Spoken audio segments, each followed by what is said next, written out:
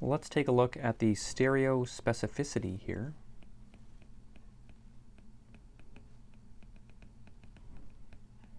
Basically, what is the stereochemical outcome of this reaction? Thus far, I've been using primary substrates. They don't have any stereochemistry associated with them, and so there's nothing to observe that's special about the product. But let's look at this example here. Now I'm going to intentionally draw some stereochemistry on this molecule. Good question to begin with is, what is the stereochemical designation of this alkyl chloride? Think about that for a second, and then we'll work it out together. So if we look at this stereocenter here, which I'll put a red dot there, the highest priority substituent is the chloride, and then we have this long chain versus this shorter carbon chain. So the second priority substituent is the longer chain, third priority substituent is the shorter chain, and then if you want to, you could draw the hydrogen that is pointed backwards because the chlorine is on a wedge. And so we are ready to count 1, 2, 3 and observe the rotation of our counting, and it looks like we get counterclockwise, so I would label this stereocenter as S. And let's react this with I- and see what we get. And you know already how scientists could evaluate the stereochemistry of the product. We could use optical rotation if we wanted to. There are also some other spectroscopic techniques which are better discussed in second semester organic chemistry that we could use to establish whether this alkyl iodide was the R or the S version. Suffice it to say, scientists can investigate that, and they have determined that just about 100% of the time we get the inverted product. And so you can see instead of a wedge to my iodine, I have a dash. So the dashed chlorine was coming towards us. Now the iodine is pointed away from us into the screen. Let's establish the stereochemical designation of this iodine. Again, our stereocenter here, the iodine is the highest priority. The two carbon chains have not changed their priority, and so I can put them right there as well. I can count 1, 2, 3, and that looks like it's counterclockwise, but of course the hydrogen is now pointed towards us, so I need to reverse my assignment. So instead of counterclockwise, I would have clockwise. This is the R stereocenter, so you can see that we have undergone inversion. And let me redraw this molecule in a more suggestive manner, and I'm going to take the chlorine and draw it in the plane of the screen, and I'm going to take my other two carbons of my chain and also put that in the plane, and then I'm going to have a wedge and a dash here. And I think this is the correct way to redraw this molecule here. Well, let's make sure of that. Let's again identify the stereochemical designation here. The priorities haven't changed, so I can go ahead and number my substituents that way. I believe I forgot a carbon on this chain, so I'm going to add that. Let's go ahead and count 1, 2, 3 and see if I have drawn this correctly. 1, 2, 3 would get me a clockwise rotation. However, you see that the H is pointed towards us, so I need to reverse my assignment. This is still the S configuration. So I have redrawn this correctly. So this is always a check that you can use to make sure that you have redrawn a molecule correctly. And that's important because I want to show the inversion now. So let's go back to my reaction and get my iodine here. And a better way to show the arrows is this way. And you can see that the nucleophilic attack on the back side, the side of the carbon away from the chlorine, helps to push off the chlorine. One argument for this method of attack, instead of coming in from maybe the front side, is that the chlorine is large. It has lone pairs around it that I have not drawn, but those lone pairs take up space. They are negatively charged. They probably would repel the negatively charged iodine. So the easiest way to attack is around from the backside. This carbon is partial positive because of the polar bond here, so that's attracting the iodine to it. The chlorine is partial negative. That's sort of a big ball of charge out in the front of the carbon, and that allows us to rationalize sort of the backside attack here. And so let me draw the resulting structure. I'm going to have the iodine on the the left side of my carbon now, the hydrogen is still on its wedge, the methyl still on the dash, but you see that I've sort of almost made an enantiomer, except that I and Cl are not identical.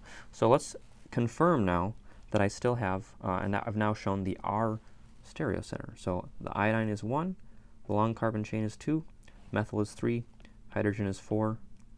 1, 2, 3, that gets me a counterclockwise rotation, but of course the hydrogen is pointed towards me, so it should be clockwise. That means I've drawn the R stereocenter. And so you can see that this molecule up here and this molecule down here are identical.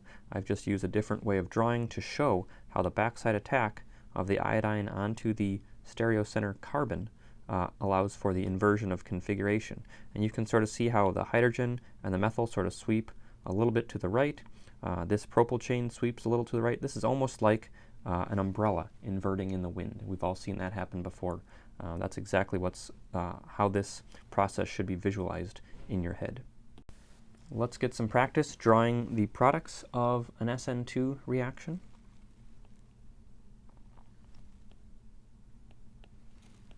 So here's an alkyl halide, alkyl chloride, SH minus. I don't always draw the lone pairs on the sulfur, but of course there are 3 of them. And we know that the mechanism involves these 2 arrows, nucleophilic attack and loss of leaving group. And since the sulfur is attacking from the backside, I need to show it on a dash in this case. And that's really it. That's all there is to the Sn2 mechanism. Here's another example.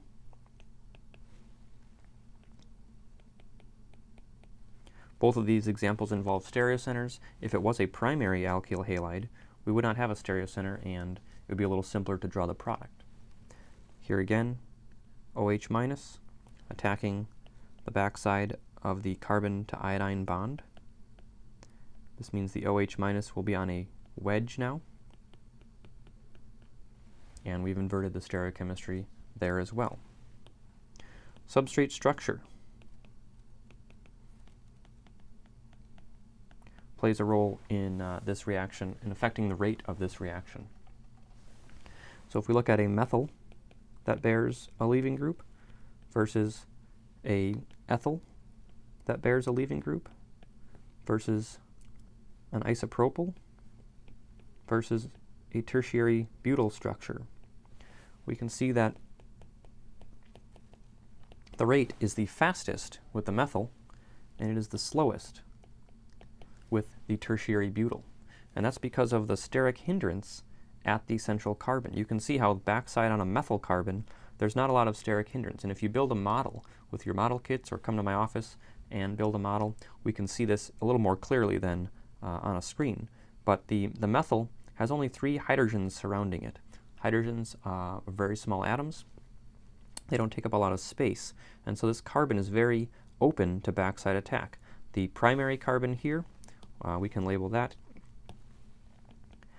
the primary versus secondary versus tertiary. As you can see, we're getting more sterically hindered as we add more carbon groups around there. So instead of 3 carbons on the methyl, we have 3 carbon groups on the tertiary carbon.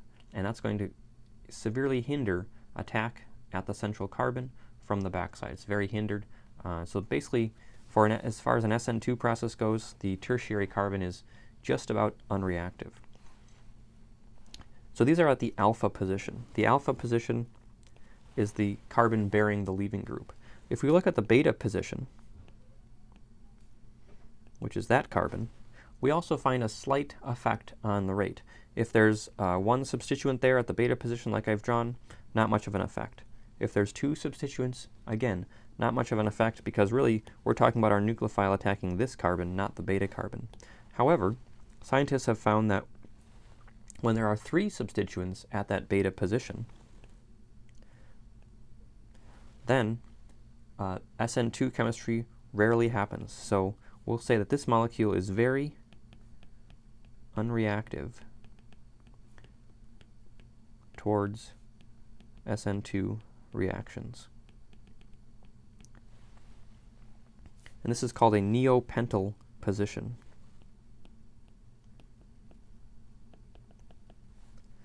And that's because if we count carbons here, 1, 2, 3, 4, 5, this set of carbons 4 carbons arranged around 1 carbon, is called a neopentane type molecule. And so this is a neopentyl position. This bromine will not be substituted via Sn2 because of the huge bulk next to the carbon bearing the leaving group. There's just no way for nucleophiles to get into this position. And it looks like that wouldn't really be a challenge according to my blue drawing right here. But if you make a model of this, you'll see how this group can effectively screen the alpha carbon in this case.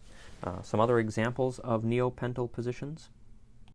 We don't necessarily have to have a straight chain, but we could have this situation where this carbon also is quaternary. It has 4 carbons attached to it, including the alpha carbon, and thus this position here would be a similar type of neopentyl position. That bromine will not participate in Sn2 chemistry. Another example, maybe we have a longer chain with more substitution at that beta position. Here's the beta position again with a blue dot. The alpha carbon, again, indicated by the arrow, that's going to be an unreactive alkyl halide towards Sn2 chemistry because of the high steric hindrance at the beta position.